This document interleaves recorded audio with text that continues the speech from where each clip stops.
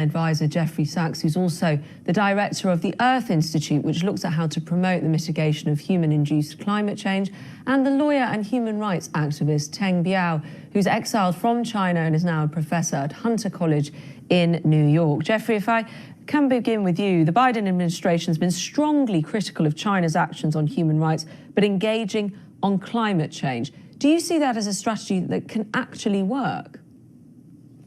I'm not sure why BBC started with listing only China's human rights abuses. What about America's human rights abuses? The Iraq War, together with the UK, completely illegal and under false pretenses. The war in Syria, the war in Libya, the continued sanctions against civilian populations in Venezuela and Iran, walking away from the Paris Climate Agreement for the last 4 years, unilateral trade actions that have been deemed illegal by WTO.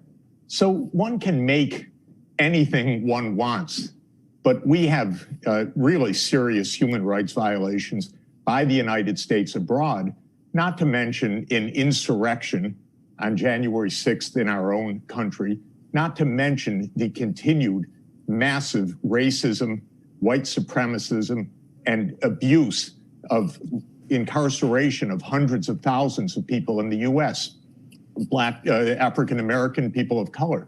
So I think that the whole premise of this story is a little bit odd. No, but sorry, I'm looking. We have to look. If I may, we have to look. I found the framing of it not what I expected. I thought we were going to talk about climate change, which we should. But I think that the idea that there is one party that is so guilty, how can we talk to them, is just a strange way to address this issue. Well, hang on. Sorry, Jeffrey. Jeffrey, if I could come, Jeffrey, I'm hoping we can have a conversation.